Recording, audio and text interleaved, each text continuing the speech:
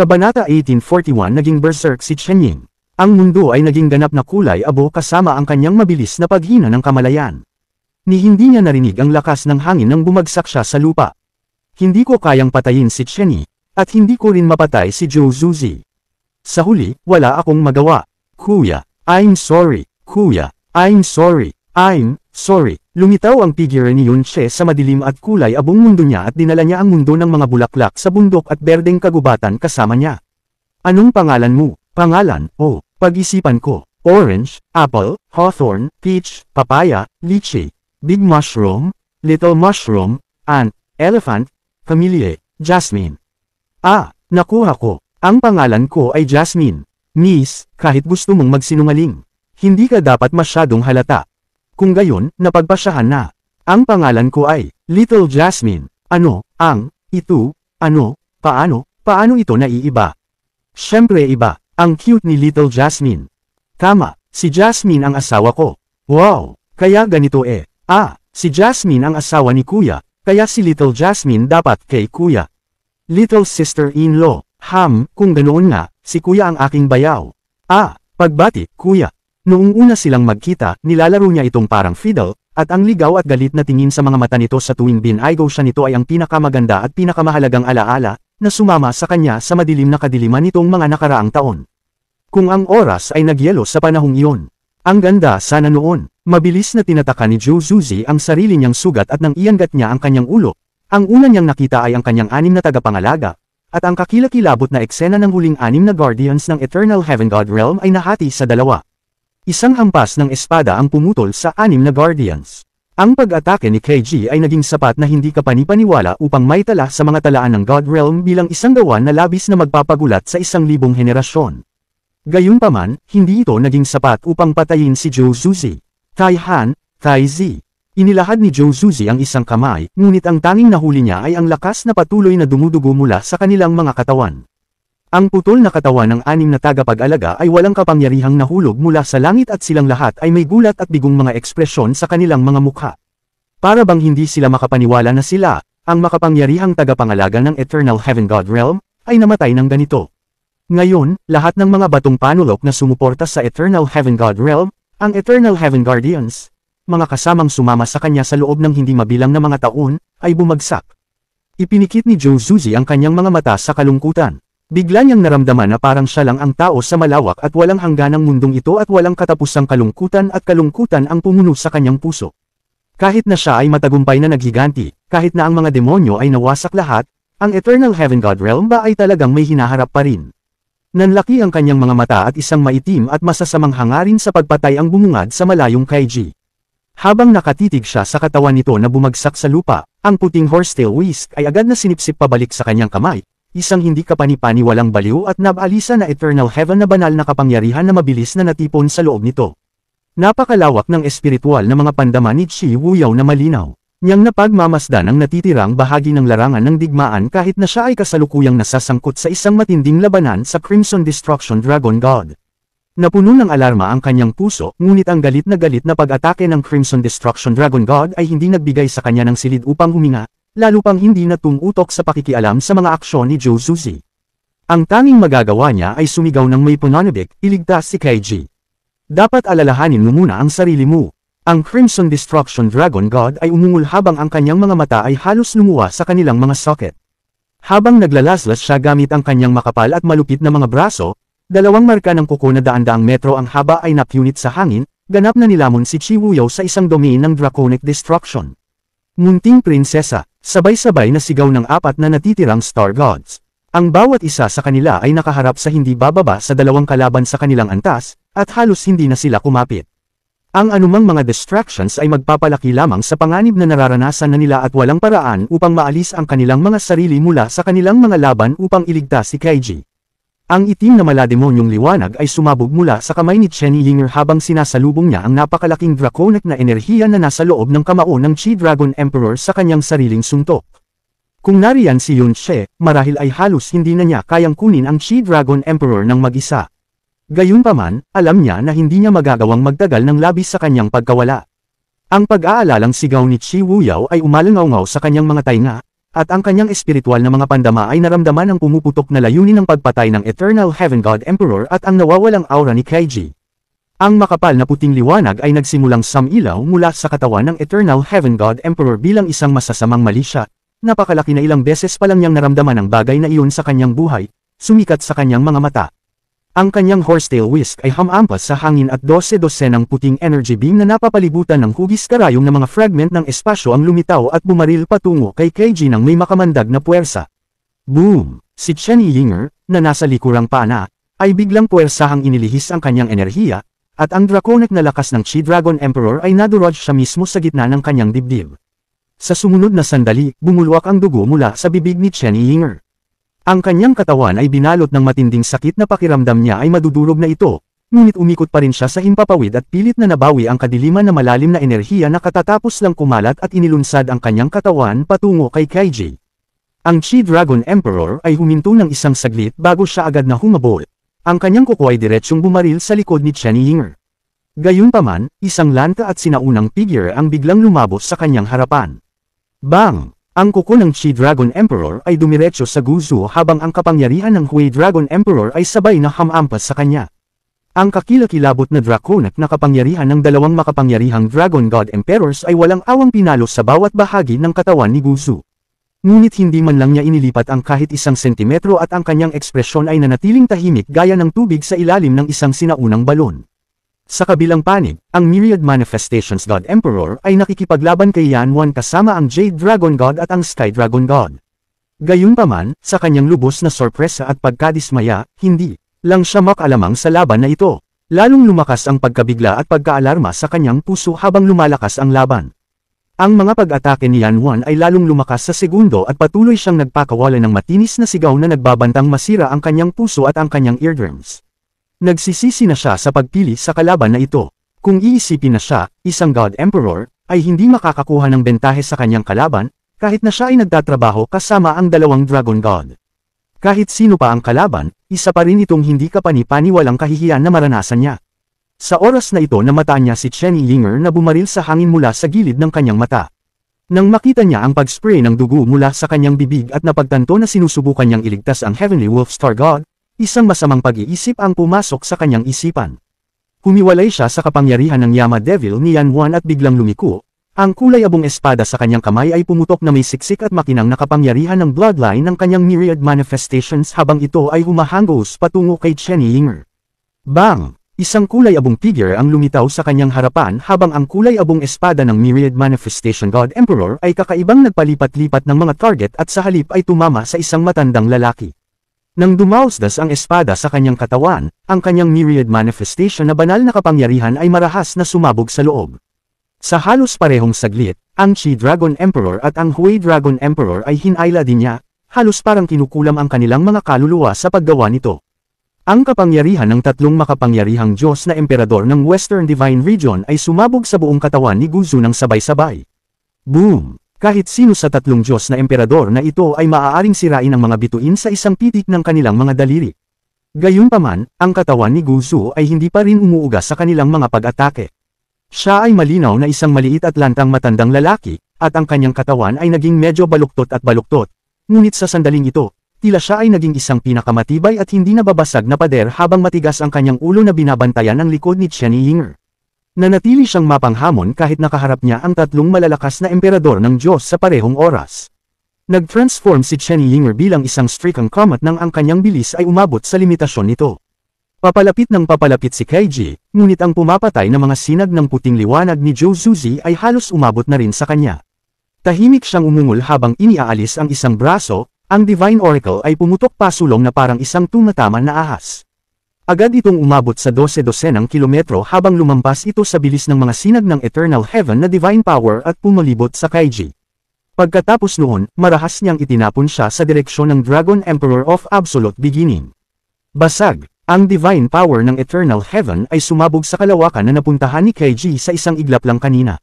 Isang puting peklat na umaabot sa mahigit 5 kilometro ang napunit sa kalawakan habang ang isang bagyo ng pagkawasak ay nagngangalit sa lugar na parang 1,000 makalangit na kalamidad.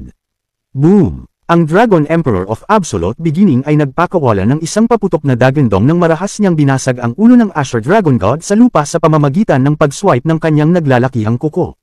Gayunpaman, hindi niya sinamantala ang pagkakataong harapin ang isang kritikal na welga. Siya ay pumailan lang sa langit at ibinuka ang kanyang bibig, na naging sanhi ng isang bagyo na. Lumipad patungo sa Kaiji, dahan-daang umihip ang hangin Casey at hinayla siya patungo sa Dragon Emperor of Absolute Beginning bago maingat na inilagay siya sa ibabaw ng kanyang ulo. Pagkatapos, ligtas niyang binalot siya ng sarili niyang protection na Draconic Energy. Ang pagkalipol ng huling Eternal Heaven Guardians ay malinaw na naging sanhi ng pagkawala ng katinoan ni Joe Zuzi. Bumaba ang kanyang kapangyarihan mula sa langit habang sinisingil niya ang Dragon Emperor of Absolute Beginning. Ang kanyang mga ngipin ay nag-igting ng gusto na tila sila ay malapit ng masira. Gayunpaman, isang gintong figure ang lumabog sa kanyang harapan at ang Divine Oracle ay naging isang makamandag na ahas na bumaril sa kanyang puso. Siya ay malubhang nasugatan ng nakaraang sword/ni Kaiji, at ang kanyang aura ay naging maayos dahil sa kanyang sabik na galit, kaya si Joe Zuzi ay madaling napaatras ni Chen Yinger. Tumutulo ang dugo sa sulok ng bibig ni Chen Yinger. May sugat sa kanyang dibdib, ngunit ang kanyang mga pag-atake ay walang awa at matindi pa rin. Ang enerhiya ng Black Devil ay umikot sa paligid ng Divine Oracle habang hinihiwa nito ang sunod-sunod na itim na peklat sa katawan ni Joe Zuzi. Bang! Itinabi ng Divine Oracle ang kanyang puting horsetail whisk mula sa isang kakaibang anggulo, dahilan para matisod si Joe Zuzi. Ang Divine Oracle ay agad na tumakbo palabas at sinaktan si Joe Zuzi sa parehong lugar kung saan siya nasugatan noon. Isang makapal na itim na liwanag ang sumabog sa dibdib ni Joe Zuzi habang ang kanyang mga belang buto at mga nasirang laman ay agad na tinina ng nakakatakot na itim na itim. Mabilis na umatras si Joe Zuzi habang ang sakit ay bumabalot sa kanyang katawan. Hahabulin pa sana ni Chen Yinger nang biglang nanginig ang kanyang puso at agad siyang lumingon para tuklasin ang dahilan. Boss! Boss! Boss! Ang Chi Dragon Emperor, ang Hui Dragon Emperor, at ang Myriad Manifestations God Emperor. Ang kapangyarihan ng tatlong makapangyarihang Diyos na Emperador na ito ay walang kabuluhang bumuhos sa katawan ni Guzu at bawat suntok ng kanilang nakakatakot na Diyos na Emperador ay maaaring tumama sa kanya na parang kidlat ng langit na nanginginig sa lupa. Gayunpaman, hindi ginalaw ni Guzu ang kahit isang kalamnan habang tinitiis niya ang lahat ng kanilang mga suntok tulad ng isang sinaunang kampana na nanatiling malinis at hindi kinakalawang kahit na lumipas na ang kawalang hanggan. Marahil ay naramdaman niyang nakatingin sa kanya si Chen Yinger.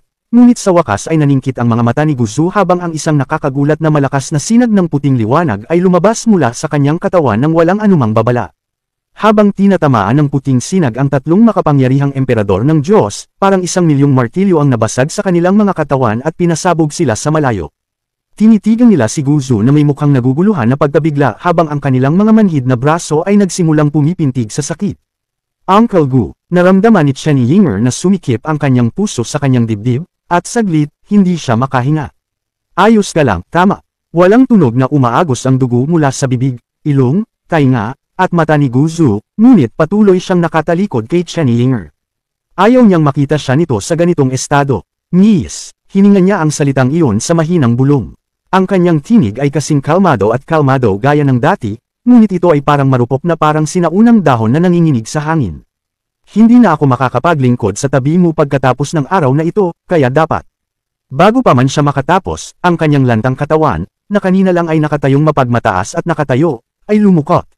Pasulong habang siya ay bumagsak sa lupa. Tito Gu, hindi sinasadyang sumigaw si Chen Yinger sa alarma habang nagmamadali siyang sumulong sa kanyang pinakamabilis na bilis. Gayunpaman, napakalayo ang kanyang nilakbay mula sa kanya sa panahon ng tunggalian nila ni Joe Zuzi. Sa oras na sa wakas ay dumating na siya, nakikita na lamang niya ang katawan ni Guzu na bumagsak sa lupa sa mismong harapan niya. Napaluhod si Chen Yinger at ngayon lang niya nakita na ang katawan ni Guzu ay kinulayan na ng sariwang dugo. Ito ay labis na sinalanta na tila isang piraso ng bulok na kahoy na nabugbog ng bagyo sa loob ng 1,000 taon. Ang kanyang aura ay naging napakahina at manipis na kahit isang banayad na simoy ng hangin ay maaaring tanggayan ito. Nanlamig ang palad ni Chen Yinger sa himpapawid, nanginginig ang kanyang mga daliri sa jade. Ni hindi siya naglakas loob na hawakan siya. Napatikip siya sa kanyang mga ngipin sa kalungkutan habang nagsimulang tumulo ang mga luha mula sa kanyang mga mata. Para sa kanya, si Guzu ang kanyang guro at kanyang ama. Nang magpas siya ang kanyang sariling kapanganakan na ama na itapon siya, si Guzu ang nagligtas sa kanya mula sa mga kamay ni Chenifantia nang walang anumang pagsasaalang-alang sa mga kahihinatnan ng kanyang mga aksyon.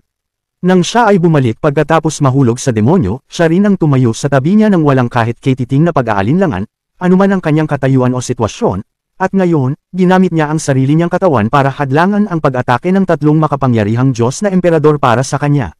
Sa mahigit kalahati ng buhay ni Guzu, siya ay kinokontrol ng Brahma Soul Death Wishing Mark. Siya ang unang matagumpay na eksperimentong paksa na nilikha ni Chenny Wugu gamit ang Primordial Seal of Life and Death. Nagkamit siya ng hindi kapani-paniwalang mahabang buhay dahil doon. Gayunpaman, ang kanyang life force ay hamina din ng hindi kapani-paniwala bilang kinahinatnan, kahit na sa kabila ng katotohanan na ang kanyang paglilinang ay umabot sa Chia ang ikasampung antas ng Divine Master Realm. Tumulo ang luha sa natuyo na kamay ni Guzu, na naging sanhi ng dahan-daw ang pagkibot ng kanyang mga labi sa isang maliit na ngiti. Gayunpaman, ito ay isang ngiti na tila na puno ng walang hangganang kapayapaan at kagalakan. Iisipin na Miss, talagang, luluha, para sa matandang alipin na ito. Miss, nagbago ka na talaga. Hey, hey hey, nawala ang mahinang ngiti sa kanyang sinaunang mukha nang umalis sa kanya ang lahat ng buhay. Nagkamalay na si KG sa ibabaw ng ulo ng Dragon Emperor of Absolute Beginning. Tinitigan niya si Chenny Yinger, na kasalukuyang nakaluhod sa harap ng katawan ni Guzu, na may masalimuot na tingin sa kanyang mabituing mga mata. Tinitigan ng Chi Dragon Emperor ang sariling palad bago huminga ng malamig. Talagang kakaiba ang kapangyarihan ng matandang iyon. Dahil kaya sa Primordial Seal of Life and Death na binanggit ng Dragon Monarch. Siya ay patay na, kaya hindi na kailangang mag-abala, sabi ng Hui Dragon Emperor habang nakatitig kay Chenny Yinger. Nabalitaan ko na ang Brahma Monarch Goddess na ito ay kasalukuyang pinakamalapit na tao sa Devil Master na si Yun Che. Siya rin ang bagong master ng Brahma Monarch God Realm. Hindi natin siya maaaring hayaang mabuhay. Hindi na kailangan ng anumang awa. Bigyan natin siya ng mabilis na kamatayan. Atake. Ang Myriad Manifestation God Emperor ay sumigaw habang ang kulay abong espada sa kanyang kamay ay nagsimulang kumikinang na may makapal na liwanag. Ang tatlong makapangyarihang emperador ng Diyos ay muling sumalakay at pagkatapos na magsimulang gumalaw ang kanilang mga katawan, isang hindi kapani-paniwalang nakakatakot na puyo ng enerhiya ang nagsimulang umikot patungo kay Chenny Yinger. Hindi agad kumilos si Chenny Yinger para iwasan ang pag-atake. Sa katunayan, hindi man lang siya lumingon para harapin ito. Dahan-dahan siyang tumayo habang kinakagat niya ang kanyang mga ngipin ng jade. Ang kanyang buong katawan ay nagsimulang manginig, at nang ang tatlong Diyos na emperador ng kanluran ay lumapit sa kanya, bigla niyang iniangat ang kanyang maesla na ulo at nagpakawala ng isang matinis na hiyaw ng kawalan ng pag-asa na determinasyon. BOOOM. Isang napakasama at kakaibang larangan ng enerhiya ng kadiliman ang sumabog sa kanyang katawan. Wow! Ang mga katawan ng tatlong Diyos na emperador ng kanlurang divine na rehiyon ay biglang nanigas nang sila ay mahuli sa larangan ng enerhiya ng kadiliman. Pagkatapos nito, lahat sila ay nagpakawala ng mga ungol habang sila ay sumabog sa malayo. Sa kanluran, si Longbay at ang Venerable Withered Dragons ay agad at marahas na lumingon upang tumingin sa kanyang direksyon, ang kanilang mga mata ay kumikinang sa gulat at gulat. Ang hitsura sa mukha ni Chi Wuyaw ay kapansin-pansing nagbago rin at sumigaw siya sa isang nag-aalalang boses, Shenying, huwag kang pabigla-bigla. Huwag kalimutan ang napag-usapan natin noon. Gayunpaman, kahit ang boses ni Chi Wuyaw ay hindi napigilan si Chenny Yinger. Ang maitim na malademonyong rune ay mabilis na nagsimulang kumalat sa kanyang katawan mula sa gitna ng kanyang dibdib. Tinakpan nila ang kanyang katawan, ang kanyang mga paa, at ang kanyang mukha. Tinakpan pa nila ang dulo ng bawat daliri at paa. Binago ng mga rune na ito ang kanyang magagandang gininto ang mga mata sa isang napakalalim na kailaliman at tinina ang kanyang lumilipad na gininto ang buhok sa malalim na itim ng walang hangganang kalangitan sa gabi. Ang mga puso ng bawat Northern Divine Region Profound Practitioner sa larangan ng digmaan na ito ay nagsimulang tumalon ng ligaw sa kanilang mga dibdib habang ang kanilang dugo ay marahas na itinapon at bumabalik sa loob nila. Maging ang malalim na enerhiya ng kadiliman na nagmumula sa kanilang mga katawan ay nagsimulang maging baliw. Ito ay isang taginting ng kadiliman. Ang madilim na aura na sumasakop sa larangan ng digmaan sa sandaling ito ay isa na malapit sa Devil Master mismo. Habang ang tatlong Diyos na emperador ng Western Divine Region ay nakatitig sa kanya na may tulala ng mga mata, dahan-dahang lumingon si Chenny Yinger, ang kanyang mukha na natatakpan ng Devil Rune ay parehong nakakaakit at maganda. Ang Divine Oracle, na hawak pa rin niya sa kanyang kamay, ay nawala ang lahat ng gininto ang kinang nito nang magsimula itong magningning sa isang walang katulad na purong itim na liwanag. Sa unang pagkakataon, ganap na nailabas ni Chenny Yinger ang patak ng dugo ng Devil Emperor na umikot sa loob ng kanyang katawan, nang walang pakialam sa anumang kahihinatnan. Kabanata 1842 Pagbasag ng Dragon. Buntong hininga. Isang tahimik na buntong hininga ang pinakawalan ni Chi Wuyaw sa kanyang puso. Sa susunod na sandali, ang kanyang malademonyong mga mag-aaral ay naging determinado bilang isang na-corner na tao na inabandona ang lahat ng pag-asa. Hindi umimik si Chen Yinger. Naroon lamang ang puot at pagpatay na layunin sa kanyang madilim na mga mata. Nasipsip niya ang dugo ng Devil Emperor sa tulong ni Yun She. Iyon ang dahilan kung bakit ang kanyang Darkness Profound Energy ay lumago ng mas mabilis kaysa sa karaniwan. Gayunpaman, siya ay isang mortal, hindi isang halimaw tulad ni Yun She. Hindi niya alam ang mga kahihinatnan ng ganap na pagsunog ng dugo ng Devil Emperor at pagpapakawala ng lahat ng kapangyarihan nito, ni hindi niya ginusto. Ang tanging alam niya ay ang kanyang katawan ay umaapaw sa napakaraming hindi matatag na kadiliman na malalim na enerhiya na maaaring mapunit siya anumang oras. Siya ay humakbang pasulong at inindayog ang itim na Divine Oracle. Ang isang itim na espiritong ahas kanina ay isa na ngayong napakalaking boa. Ang kanyang kadiliman na malalim na enerhiya ay isang marahas na apoy na nilamon ang lahat ng liwanag sa paligid nito. Ang mga Diyos na emperador ng Western Divine Region ay may kaalaman at matalino, kaya alam nila na ang kasalukuyang aura at pag-atake ni Chen Yinger ay hindi natural. Umiwas ang mga emperador ng Diyos. Walang sino man ang naging hanggal upang direktang harangan ang tama. Gayunpaman, ang sandata ay kumilos ng mas mabilis kaysa sa inaasahan dahil ang kadiliman na malalim na enerhiya na nagbibigay kapangyarihan dito ay wala sa kontrol. Ang bilis nito ay parang bone gangrene dahil diretso itong bumaril patungo sa lalamunan ng Myriad God Emperor sa kabila ng kanyang mga pagsisikap. Umikot ang enerhiya sa Myriad God Emperor habang umiikot siya. Tinawid niya ang kanyang espada sa kanyang harapan upang harangan ang sandata. Nagkaroon ng matinis na ingay ng impact habang ang Divine Oracle ay nakipagsagupaan laban sa Myriad Emperor's sword. Hindi ka panipaniwala, ang madilim na liwanag na nagmumula sa Divine Oracle ay direktang sinunog ang kanyang mukha at katawan na parabang ang kanyang protective aura ay wala talaga. Matapos niyang gamitin ang impact para itulak ang sarili palayo sa kaligtasan, tiningnan niya ang kanyang espada at nabigla siya sa kanyang nakita. Sinamahan siya ng sandata sa loob ng 10,000 taon, at sa kauna-unahang pagkakataon ay nagkaroon ng napakaitim na ngipin sa talam nito. Sumigaw siya bilang babala, "Huwag mo siyang hawakan, og." Ang kanyang sigaw ay nauwi sa isang daing ng sakit dahil ang Divine Oracle na kanyang natambak kanina lang ay biglang hamampas sa kanya sa hindi natural na paraan.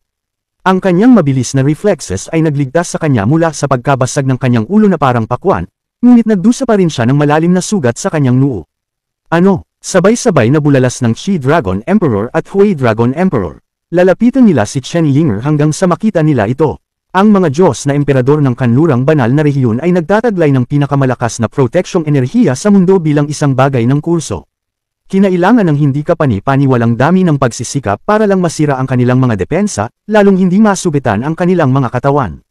Gayunpaman, ang napakalalim na enerhiya ng kadiliman ni Chen Yinger ay napunit sa protective aura ng Myriad God Emperor na parang papel.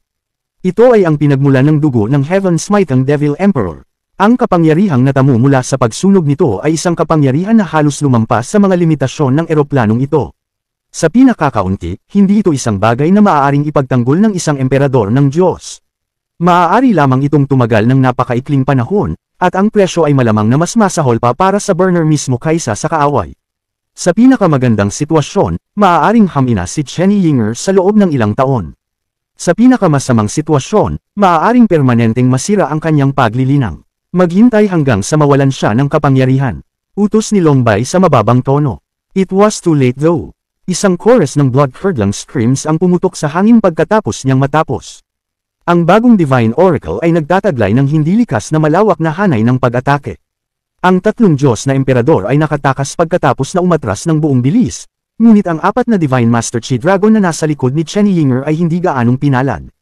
Hiwain. Ang kadiliman ay nakapulupot na parang ahas, pinuputol ang tatlong Master Dragon at pinatay ang isang Dragon Sovereign na sinubukang harangan ito gamit ang kanyang braso. Ang Dragon Sovereign ay malamang nananiwala na ang braso ng isang Dragon God ay sapat na malakas upang harangan ang pag-atake. Sa halip, nawala ang parehong paa at puso niya sa isang iglap. Ang eksena ay natakot sa tatlong dakilang Diyos na emperador ng kanlurang banal na rehiyon at nagtulak sa kanila na lumipad palayo sa tatlong magkakaibang direksyon, determinadong iwasan si Chen Yinger sa anumang paraan. Ito ang tamang hakbang. Alam ng lahat na ilang oras na lang bago tuluyang masunog si Chen Yinger. Madilim na nagniningning ang mga mata ni Long-Er habang umaalingaw-ngaw ang draconic energy sa paligid niya. Pagkatapos, ang isang braso na umiikot na may sinaunang draconic na enerhiya, mabilis niyang nilusob si Chen Yinger kaya nag-iwan siya ng after image.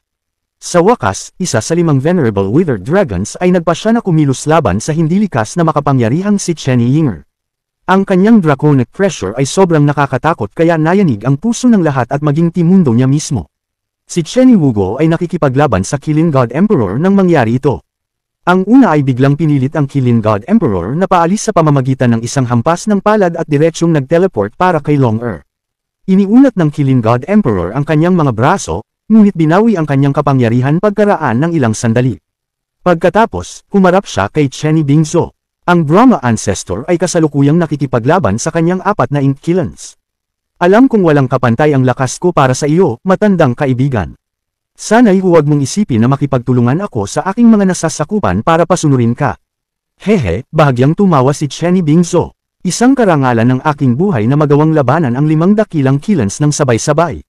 Ang tanging hiling ko lang ay ang aking nasirang katawan ay hindi bumuhos sa lalong madaling panahon. Dumagundong. Isang gininto ang araw ang pumutok sa kalangitan ng 10 Directions Deep Sea Realm at pinigilan ang Long-er sa pamamagitan ng puwersa.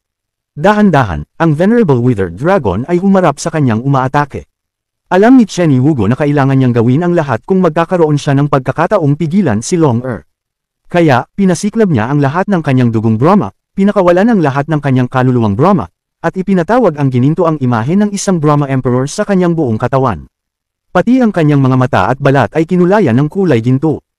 Ang iyong kapwa muling nabuhay, si Brahma Emperor Chenny Wugo, ay nais na subukan ang lakas ng isang Venerable Withered Dragon. Ang kanyang puso ay sinaunang, ngunit ang kanyang pagmamataas bilang isang Dragon God ay naruroon pa rin. Walang pakialam na sumagot si Long-er, hindi ka kwalipikado. Tumugon lamang si Chenny Wugo sa pamamagitan ng pagtulak sa kanyang palad at binawhaw ang kalangitan ng gintong liwanag. Alam niyang hindi siya kalaban ng Venerable Withered Dragon, ngunit gayon din, hindi siya matatalo ni Long-er sa maikling panahon. Ang pagpasok ng isang Venerable Withered Dragon ay walang alinlangan na yelo sa nyebe na kanilang suliranin. Habang pinipigilan ni Chenny Yinger ang 3 Diyos na emperador ng mag-isa, hanggang kailan pa ba niya mapapanatili ang kanyang kasalukuyang estado? Sa kabilang panig, si Zhou Zuzi ay nakatitig ng mga punyal sa higanteng anyo ng Dragon Emperor of Absolute Beginning. Ang pagkamatay ng mga Guardians ay humigit kumulang na napatay ang kanyang huling pag-asa na magkaroon ng hinaharap para sa Eternal Heaven. Ang natitira na lang sa kanya ay puot at kalungkutan. Hindi man lang nag-abala na pagalingin ang sarili, lumipad. Siyang mag-isa patungo sa Dragon Emperor of Absolute Beginning. Nahirapan na ang Dragon Emperor na protektahan si KG at makipaglaban sa Asher Dragon God ng sabay-sabay. At ngayon ay isang puot na Eternal Heaven God Emperor ang sumali sa labanan. Nang maramdaman nito ang sabog ng divine energy sa likod niya, ang Dragon Emperor of Absolute Beginning ay nagpakawala ng galit na dagandong, binalot ang katawan ni KG ng kalahati ng kanyang draconic energy, at sinubukang pigilan ang isang Dragon God at isang God Emperor na may natitirang kalahati ng kanyang kapangyarihan. Ang ganap na katapatan ng Dragon Emperor kay KG ay isang artificial na emosyon na pinilit ng Heaven Smiting Devil Emperor sa nilalang. Gayunpaman, hindi pa rin ito natitinag at hindi nasesire ng anumang emosyon. Nagkaroon ng malakas na putok, at ang emperador ng dragon ay ipinadala sa pagsuray ilang kilometro ang layo mula sa punto ng pagkakatama. Bago siya makarecover, ang Asher Dragon God at Zhou Zuzi ay lumitaw na parang kidlat at nagpasa ng pangalawang suntok. Ang Dragon Emperor of Absolute Beginning ay maaaring labanan ng Asher Dragon God at Zhou Zuzi at mapanatili ang isang pagkapatas sa napakahabang panahon. Gayunpaman, ang pagprotekta kay KG ang pangunahing prioridad nito sa ngayon. Wala nang mas mahalaga pa sa tungkuling ito. Ang pagtutok ni Zhou Zuzi sa lahat ng kanyang pag-atake kay KG ay nagpalala pa ng mga bagay. Kahit sa ang anggulo nang galing ang Diyos na Emperador, palagi itong nagtatapos na ang KG ang nasa tuktok nito. Ang Dragon Emperor of Absolute Beginning ay walang pagpipilian kundi ang paulit-ulit na ilantad ang kanyang sarili sa mga pag-atake ng Asher Dragon God para protektahan siya. Dagandong. Ang Dragon Emperor ay nagpakawala ng galit na galit, walang magawang dagandong habang pinunit ng Asher Dragon God ang libu-libong kaliskis na nabasa ng dugo mula sa katawan nito at ibinagsak ito ng malakas sa lupa. Sa wakas, hindi na mapanatili ng Dragon Emperor ang kanyang proteksyong enerhiya at si KG ay lumipad sa malayo, patungo sa lupa. Ang Dragon Emperor of Absolute Beginning ay lalong nagalit, ngunit ang isang kulay abo na asul na anino ay bumagsak sa kanyang gulugad at binaluktot ang kanyang katawan na parang V bago ito makagapang pabalik sa kanyang mga paa. Sa kabilang banda, ganap na hindi pinansin ni Zhou Zuzi ang Dragon Emperor of Absolute Beginning at diretsyong lumipad sa KG. Ang mga mata na puno ng puot at ang mga daliri ay nakayuko na parang mga kuko ng agila, ginawa niyang sunggaban ang ulo ng dalaga. Lahat ng apat na star gods, Heavenly Flame, Heavenly Sun, Heavenly Soul, at Heavenly Charm, ay agad na nakaramdam ng panganib at tumingin sa kanya. Prinsesa, ang labanan sa pagitan ng Dragon Emperor of Absolute Beginning at ng Asher Dragon God ay hindi malapitan at umabot ng napakalaking espasyo.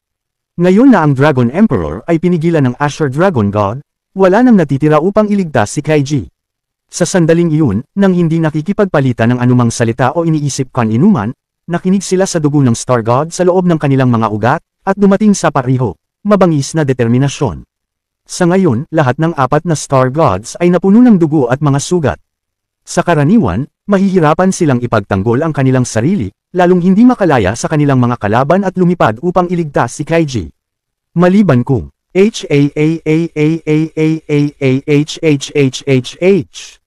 isang koro ng nakakakilabot na hiyawan ang biglang bumasag sa hangin. Kasabay nito, ang apat na Star Gods ay sumabog na parang nagliliyab na mga bituin. Ang mala supernova na mga pagsabog ay nagtapon sa mga Dragon Sovereigns na pinipigilan, sa ilang mga kaso, kahit na nananakot, sa kanila sa malayo-malayo.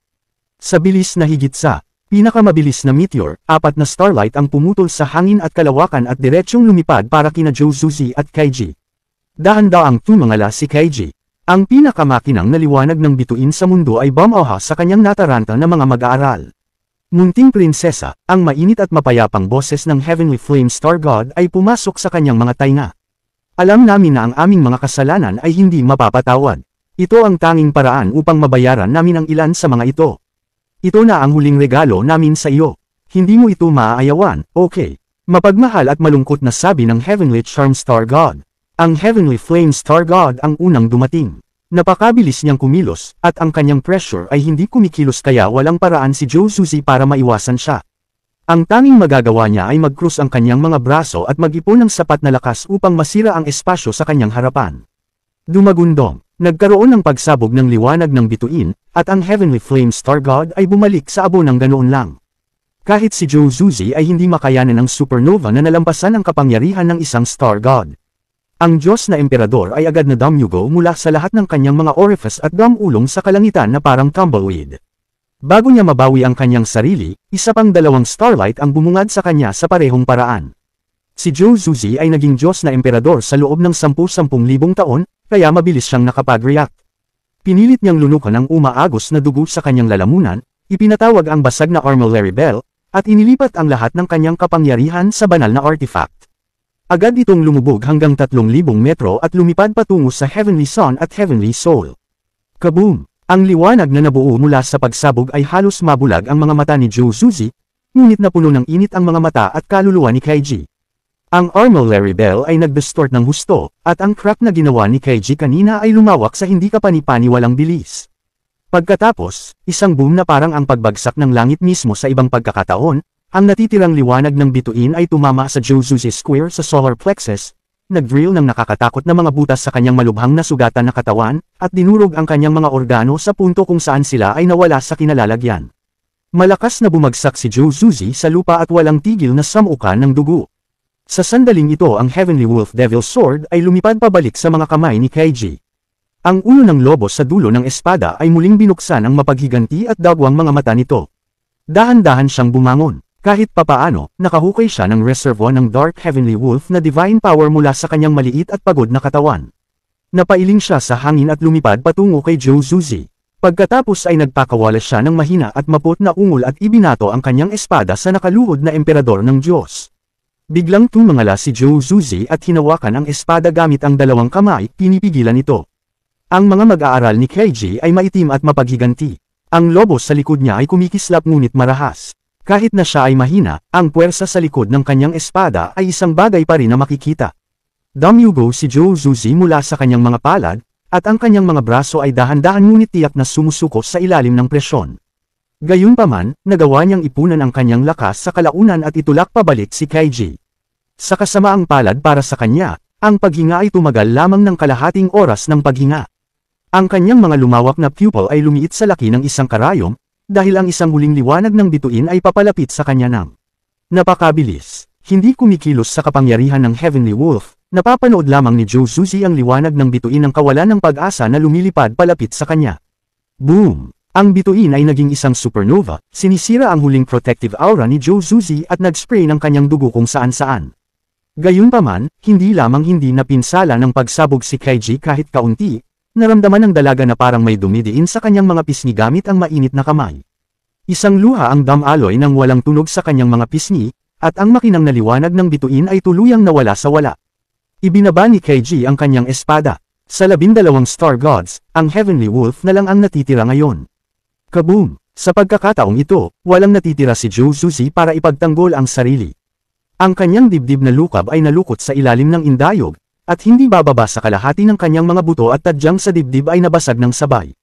Pulang sumisilip sa pagitan ng itim sa kanyang mga mata na parang mga mantsa ng dugo sa kailaliman, ang isang pagod na Kaiji sa paanuman ay nagpatawag ng isang kapangyarihan na maaari lamang ilarawan na pinagagapang ng walang katapusang puot at paulit-ulit na ibinato ang kanyang espada.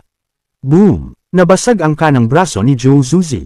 Boom! Nabasag ang kaliwang braso ni Joe Suzy, at ang lakas ay napakalakas kaya literal nitong napunit ang mga tipak ng laman mula sa kanyang katawan. Boom! Naging alikabok ang mga binti at tuhod ni Joe Suzy. Boom! Natama ng isang ito ang bungo ni Joe Suzy at ginawang bangungot ang kanyang mundo boss. Boom! Ang pangwakas na welga ay tumusok ng buo sa kanyang sirang katawan at nagkalat ang kanyang maduming dugo sa buong field na parang sumabog na bag ng dugo. Bang! Si Joe Suzy ay bumagsak sa lupa na parang asong namamatay, hindi kumikibo.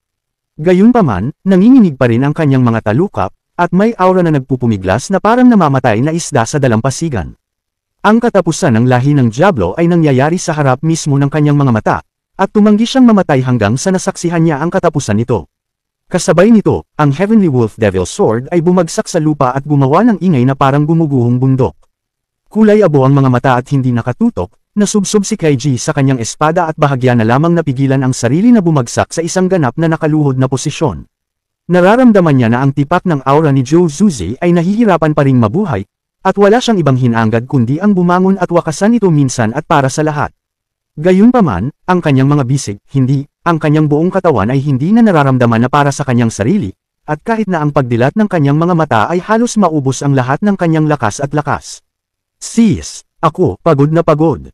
Ako, talaga, wala na, natitira, na, bang! Isang malapanaginip na ungol sa ibang pagkakataon, na nakadapa pa rin laban sa Heavenly Wolf Devil Sword, ang kanyang kamalayan sa wakas ay nawala sa ganap na kadiliman. Pinapanood ni Longbay ang lahat. Hindi niya sinubukang iligtas si Joe Suzy o patayin ang walang malay na si Kaiji gamit ang sarili niyang mga kamay. Nasa ilalim niya iyon. Asher, walang pakialam niyang sabi, patayin ang munting makalangit na lobo na iyon. Ngunit siguraduhing mapangalagaan mo ang katawan. Magiging magandang regalo ito kapag nakilala niya si Yun She mamaya. Hindi siya nagbigay ng order sa pamamagitan ng sound transmission, kaya malinaw na narinig ng lahat ang kanyang mga salita. UUNG. Ang Dragon Emperor of Absolute Beginning ay nagpakawala ng matinding galit at pagkabigo. Isang marahas na unos ng enerhiya ang agad na nabasag ang karamihan sa mga buto ng Asher Dragon God at itinulak siya ng mataas sa hangin. Sa kasamaang palad, hindi nito nagawang baguhin ang pagkakataon na maging isang pagkakataon na durugan ang Asher Dragon God minsan at magpakailanman. Ito ay dahil ang siyam na Dragon Sovereigns na nakikipaglaban sa apat na Star Gods kanina ay sumugod upang pigilan ito hanggat kaya nila. Sabik na tuparin ang utos ng Dragon Monarch, pinilit ng Asher Dragon God ang sarili na bumalik sa isang tuwid na posisyon bago lumipad patungo sa Kaiji. Sa likod niya, ang mga dagandong ng Dragon Emperor ay lumakas ng 1 decibel. Yama Emperor, Shenying, sigaw ni Chi Wuyao. Gayunpaman, si Yan Tianxiao ay abala sa pagtatanggol sa kanyang sarili, at si Chen Yinger ay nawala sa kalahati ng kanyang isip matapos masunog ang dugo ng Diablo. Wala man lang siyang reaksyon sa dagandong.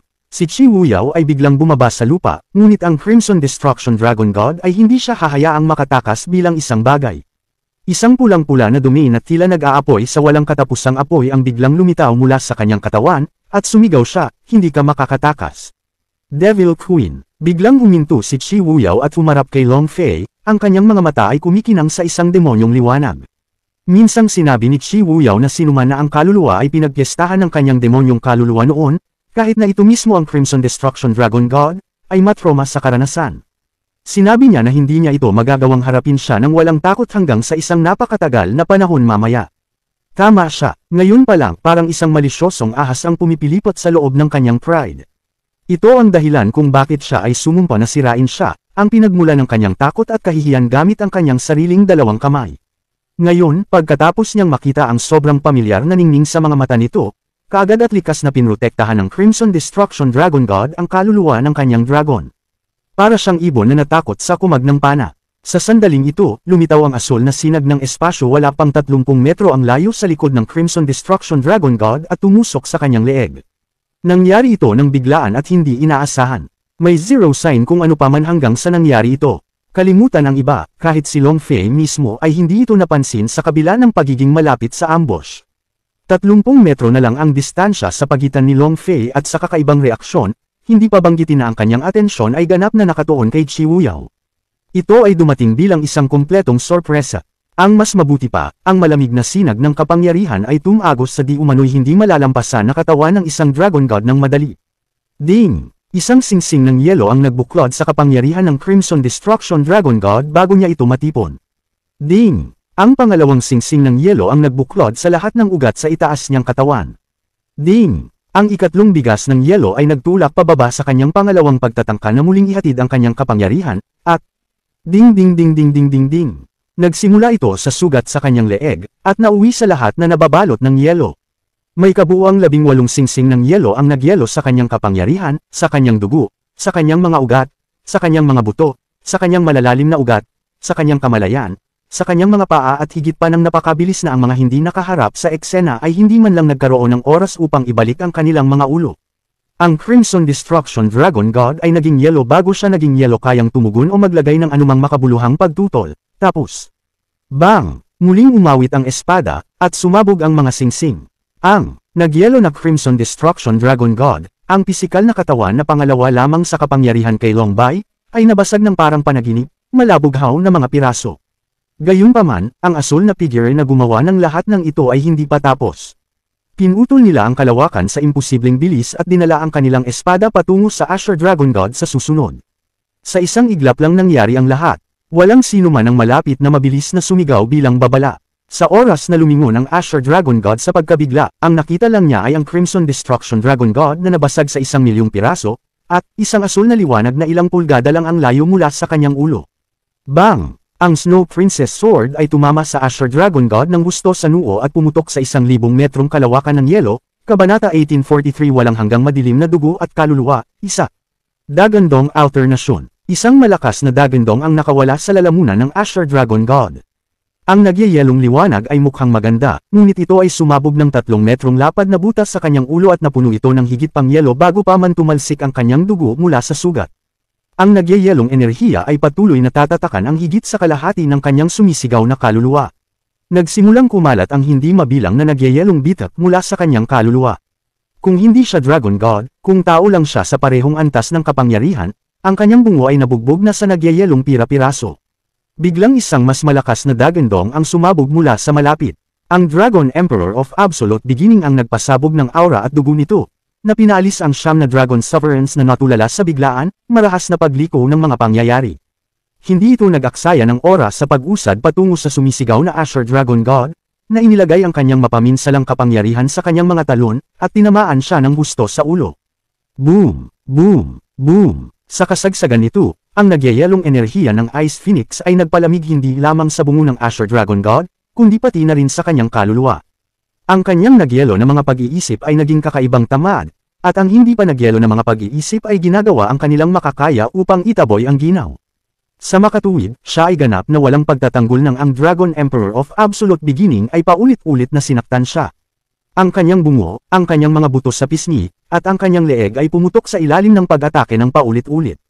Hindi nagtagal, ang mga nagyayelong bitak ay kumalat sa kanyang buong ulo na parang sapot ng gagamba.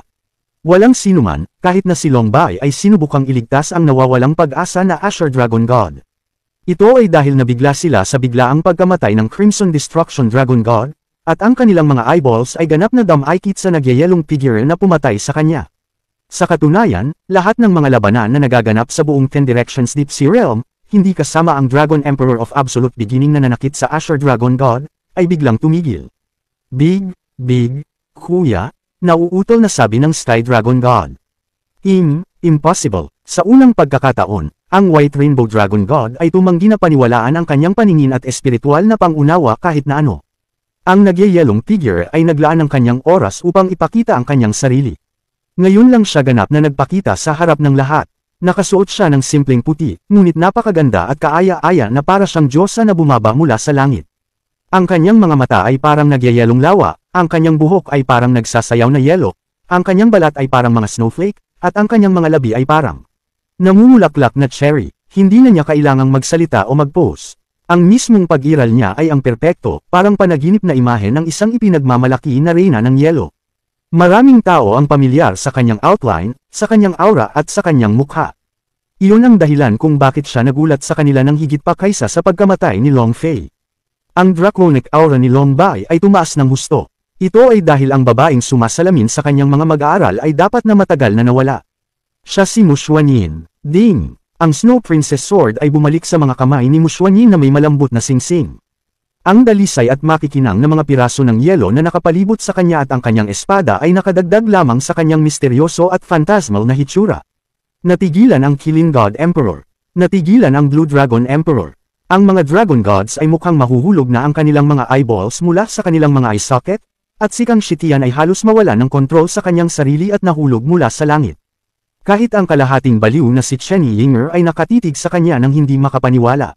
Ang kakila-kilabot na digmaan ay biglang huminto. Sinamantala ng mga profound practitioner ng hilagang rehiyon ang sandaling iyon para makabawi ng hininga at tumangala sa hindi kapani-paniwalang Ice Goddess of War na pumatay sa Crimson Destruction Dragon God sa isang iglap.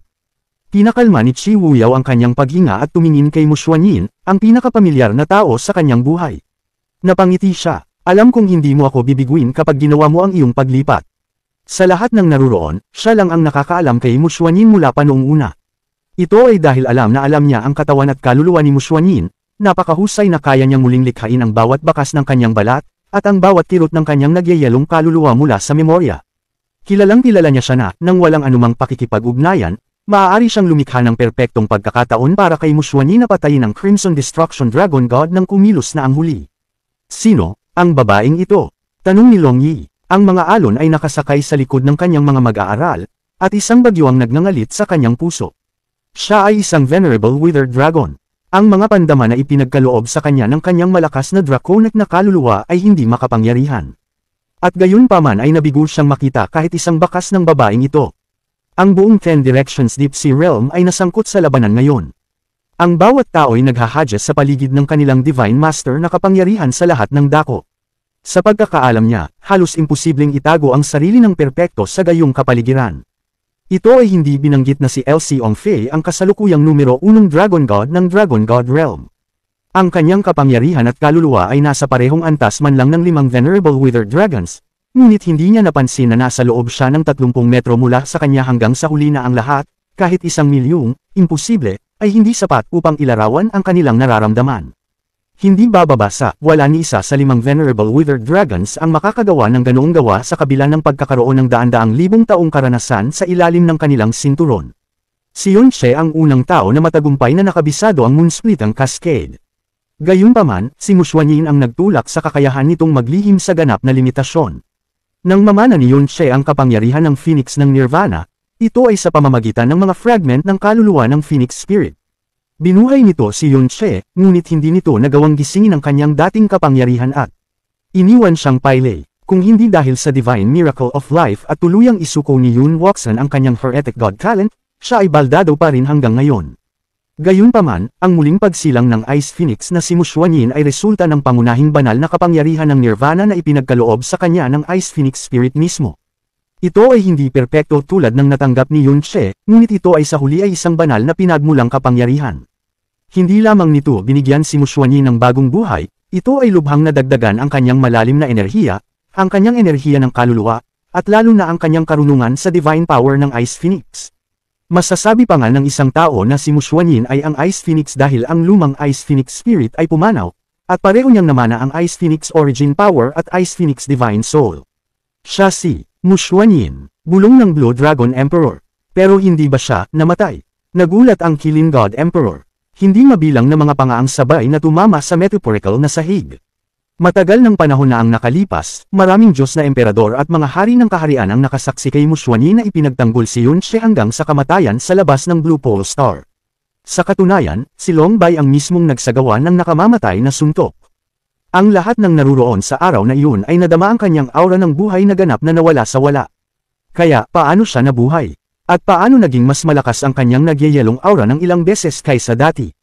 Hindi lamang ang taong ito na hindi dapat umiral ay nagtago ng kanyang sarili ng napakahusay na wala ni isang Diyos na emperador sa kaharian na ito ang nakapansin sa kanya, ngunit nabasag niya mismo ang Crimson Destruction Dragon God sa isang suntok. Ito ay isang bagay na hindi nila ponanggahasang paniwalaan kahit na nasaksihan ito ng kanilang mga mata. Ang aking hitsura ay maaaring nagpolola ng mga bagay sa halip na mapabuti ang mga ito, sabi ni Mushwanin sa walang emosyong boses habang itinutok ang kanyang espada kay Long Bai. Si Long Bai at ang Venerable Withered Dragons ay nanunood ng labanan mula sa malayo hanggang sa puntong ito, at ipagpapatuloy nila ito kung hindi niya ipinakita ang sarili na iligtas si Kaiji. Kung kailangan tayong sugatan ng tadhana ng ganito, hindi mahalaga kung darating ito maaga o huli, sagot ni Chiu Yao. Si Long Bai at ang Venerable Withered Dragons ay maaaring nanatili sa kanilang mga kamay kung ito ay isang Western Region God Emperor lamang ang kanyang pinatay. Ngunit ang numero 1 Dragon God, ang Crimson Destruction Dragon God mismo. Ang tanging naghihintay sa kanila ay isang mundo ng matinding galit. Sabi na nga lang, mas gugustuhin kung mamatay na kasama ka kaysa wala ka, nakangiting dagdag ni Chiu Yao. Anong kakaibang araw ngayon, sabi ni Kang Shitian sa sarili. Namumugto ang kanyang mga mata, at nakatatak ang kanyang mga ngipin sa takot. Kung tutuusin, isa siya sa mga taong umatake kay Mushwanin noon. Sandali lang, may bigla siyang naalala, siya ba ang nasa likod ng biglaang pagkamatay ng dalawang si God?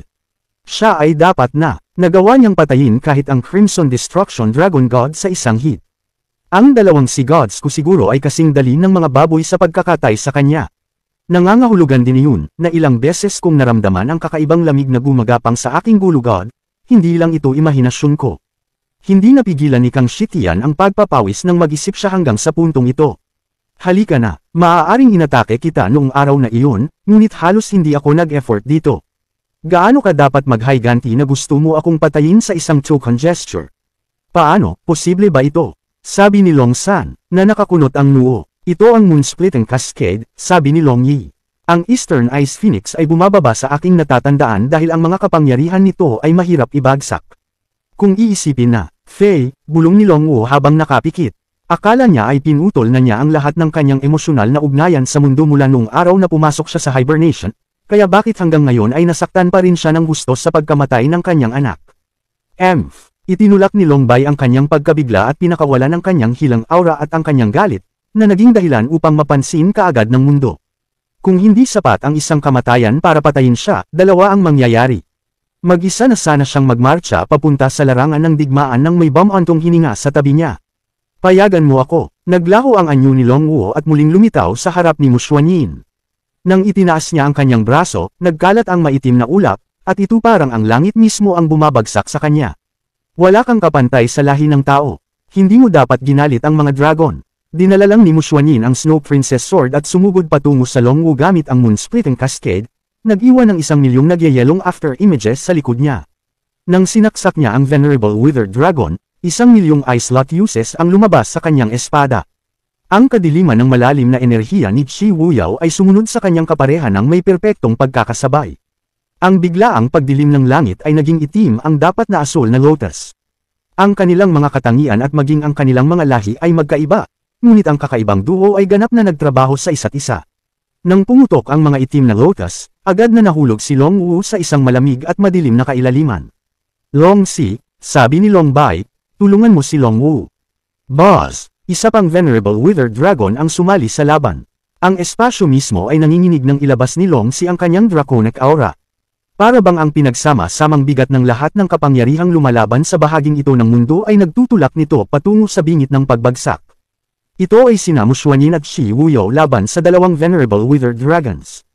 Nang sumali si Long Si sa labanan, ang apokaliptik na bagyo ay lumaki pa at itinulak palayo ang lahat ng Divine Master sa loob ng ilang daang kilometro ng labanan. Bagamat hindi inatake ni Long Bai si Mushwanin, hindi rin niya binawi ang kanyang draconic aura. Sa halip, tumingin siya sa Dragon Emperor of Absolute Beginning na nakatayo sa ibabaw ng Asher Dragon God. Si Kaiji ay nawala sa kanyang orihinal na lugar. Ibinalik siya ng Dragon Emperor of Absolute Beginning sa ulo nito at binalot siya ng protective barrier na ilang beses na mas makapal kaysa dati. Hindi nito kinuha ang Heavenly Wolf Devil Sword. Ang Asher Dragon God ay lubos na nadurog.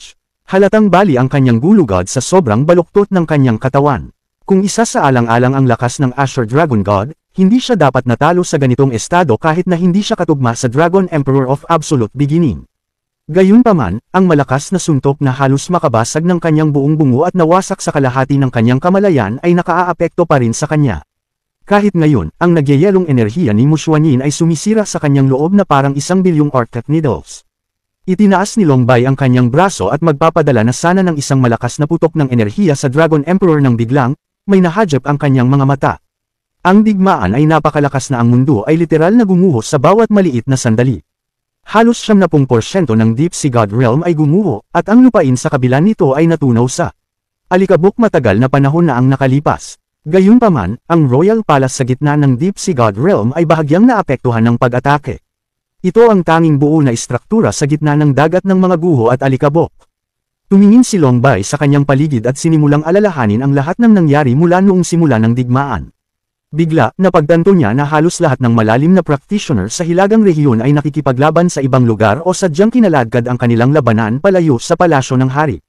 Kahit na malapit na sila sa kamatayan, gagapang sila sa kabilang direksyon.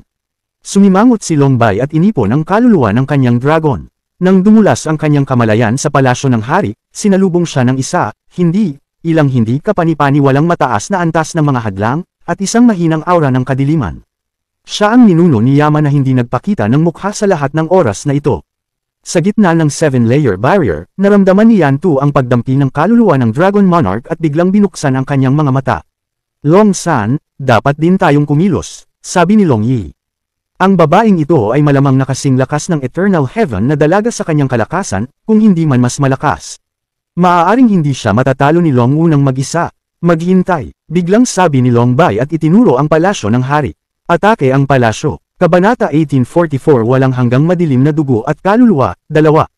Naningkit ang mga mata ni Long Yi at Long San nang tumingin sila sa direksyon ng Deep Sea Royal Hall. Ang utos ni Longbay ay malamang na hindi kailangan. Sa puntong ito, mapapansin ng sinumang nagbigay ng kaunting pansin sa larangan ng digmaan na may mali. Ang dalawang Venerable Withered Dragons ay agad na umangat sa kalangitan at nag-ipon ng lakas ng enerhiya na literal na nagpalihis sa mundo sa kanilang paligid. Kasabay nito, ang isang nakakatakot na pressure na kayang lipulin ang isang bituin ay idiniin patungo sa Deep Sea Royal Palace. Ang biglaang, matinding pagbabago sa agos ng hangin ay agad na nakakuha ng atensyon ng lahat. Isang umaatres na Chi Wuyaw ang bumantong hininga sa kanyang puso habang nilinggan niya ang palasyo. Sa huli, umabot sa ganito. Kung hindi nila inilayo ang labanan sa Deep Sea Royal Palace hanggat maaari, ang istruktura ay gumuho dahil sa kapangyarihan ng Divine Masters at nalantad ang mga hadlang sa ilalim nito. Gayunpaman, ang kabaligtaran na pagpipilian ay halos hindi mas mahusay. Nang umusad ang labanan sa loob ng ilang panahon, at ang lahat sa Deep Sea God Realm ay gumuho sa alabok at pagkasira, ang hindi pangkaraniwang buo na palasyo ng hari ay tiyak na maakit ang atensyon ng kaaway. Ito ay isang bagay lamang kung kailan. Imposibleng sitwasyon iyon. Sa huli, pinili nila ang mas bumili sa kanila ng oras, ngunit ito ay kaunting oras lamang. Bahagyang huminga si Chi Wuyaw, ang kanyang malademonyong aura ay nanginginig ng hindi natural habang ginagawa niya iyon, at inilabas ang pinakamalakas, pinakanakakagulat na utos na naranasan niya sa kanyang buhay. Itanggol ang hadlang. Ang sigaw ni Chi Wuyaw ay tumusok sa bawat hilagang rehiyon ng malalim na nerbiyos ng practitioner na parang kutsilyo.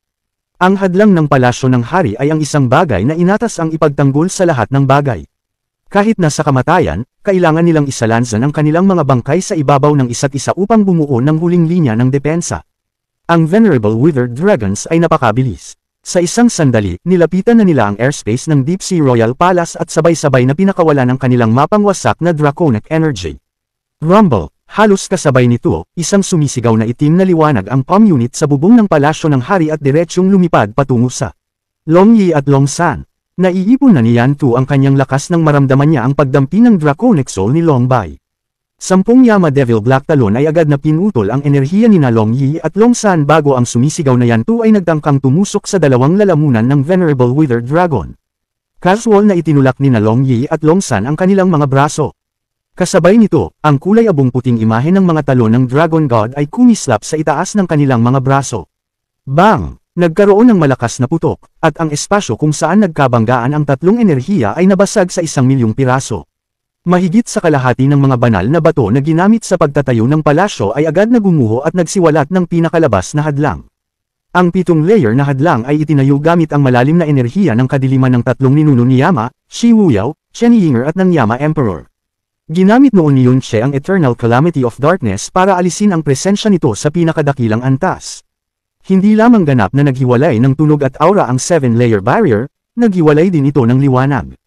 Kaya naman, hanggat nananatiling nakatayo ang harang, walang sinuman ang masisilip kung ano ang nakatago sa likod nito. Gaano man kalakas si Yan Tu, hindi niya kayang takasan ang dalawang Venerable Wither Dragon ng mag-isa. Bilang resulta, ang mga shadow talon na kanyang ginawa ay napunit, at nahulog siya sa hadlang na parang bulalakaw. Ang mga pag-atake ng Venerable Wither Dragons ay hindi makapasok sa barrier, ngunit ang natitirang enerhiya ay sapat pa rin upang mag-iwan ng 3-meter-long crack sa pinakalabas na barrier. Ito ay natural lamang, kahit na ang Deep Sea Barrier ay hindi nakayanan ng mahabang panahon ang kapangyarihan ng Venerable Wither Dragons, lalo na ang pansamantalang Dark Barrier. Sa susunod na sandali, si Yan Tu ay nakalabas na muli sa hadlang na may anino ng Yama Devil na nakasunod sa kanya. Siya ay sumugod patungo sa Long Yi at Long San na may mas malaking kapangyarihan kaysa dati. Ang utos na natanggap niya ay ipagtanggol ang hadlang at si Yun Che hanggang sa kamatayan. Ang sinumang kaaway na gustong magpatong ng kanilang mga kamay sa Eternal Heaven Pearl ay kailangang tumapak muna sa kanyang durog na bangkay. Samantala, isang malaking pagbabago ang biglang sumikop sa buong larangan ng digmaan. Ang utos ni Shi Wuyao ay nagpabago sa isipan ng bawat hilagang malalim na practitioner na ang dugo ng kadiliman na dumadaloy sa loob ng kanilang mga ugat ay pansamantalang puti. Pagkatapos, ang hindi mabilang na kadiliman na profound practitioner ay biglang nagpasabog ng kanilang kapangyarihan at sumugod patungo sa hadlang sa pinakamataas na bilis. Ang dahilan kung bakit pinili nilang manatili sa kabila ng walang pag-asa na sitwasyon ay upang protektahan ang kanilang huling sinag ng pag-asa, si Yun Che. Kung malalagpasan ang hadlang, ang pag-asang iyon ay ganap na mapapawi, ang kanilang pananampalataya at determinasyon ay malulusaw sa alabok, at lahat ay mamatay, di para sa wala. Iyon ang dahilan kung bakit isinuko nila ang kanilang buhay para lamang mapanatili ang huling linya ng depensa kahit isang hininga, hindi isang saglit pa. Ang bawat malalim na practitioner sa hilagang rehiyon ay pinalaya ang kanilang mga sarili mula sa kanilang mga kalaban anuman ang halaga at nagmadaling pumunta sa Deep Sea Royal Palace sa gitna ng kaharian. Habang ang mga profound practitioner sa kanlurang rehiyon ay nalilito pa rin, mabilis silang nagtayo ng isang linya ng depensa na ginawa mula sa kanilang sariling mga katawan na puno ng dugo. Itinaas ni Long Bai ang kanyang braso at ipinag-utos, lahat ng malalim na practitioner, bitawan ang iyong mga kalaban at pasabugan ang hadlang na iyon. Sa lahat ng mayroon ka, ang utos ay nagtulak sa bawat hilagang rehiyon ng malalim na puso ng practitioner na lumubog tulad ng isang bato.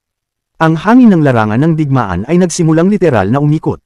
Hindi nagtagal, nagsimulang umatake ang mapangwasak na mga bagyo ng enerhiya sa palasyo ng hari mula sa bawat direksyon.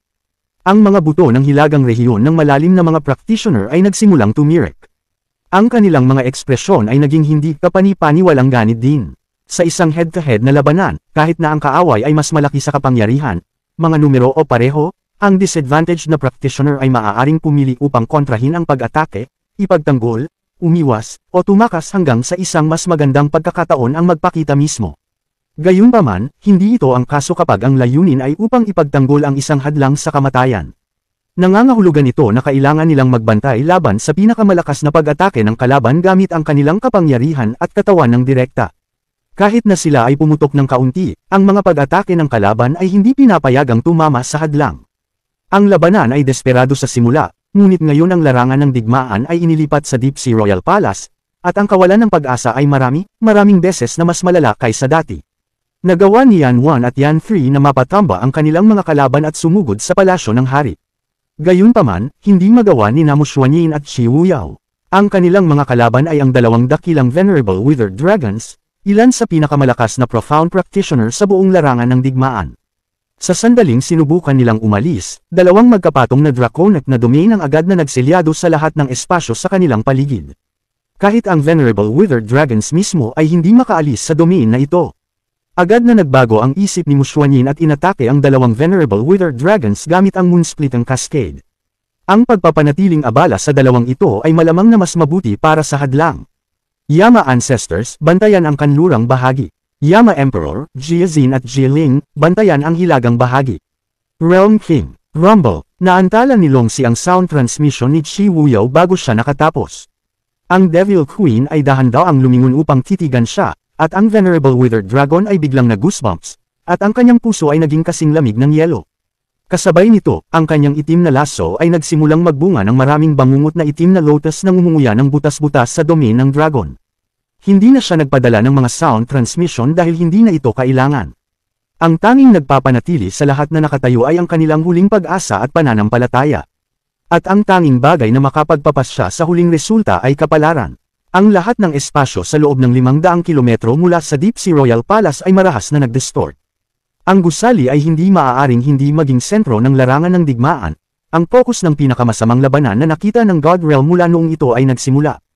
Ang mga Yama Devils, Burning Moon Devils, at Soul Stealing Devils ay bumalik lahat sa hadlang upang ipagtanggol ito sa kanilang buhay. Maging ang Dragons of Absolute Beginning ay lumipad upang bantayan ang isang bahagi ng hadlang.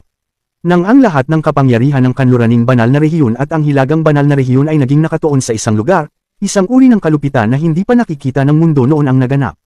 The Withered Dragons, the Dragon Gods, the Dragon Sovereigns, the Chi Dragons, the Hui Dragons, the Blue Dragons, myriad manifestations, Hilans, ang kawalan ng pag-asa ay hindi sapat na salita upang ilarawan kung ano.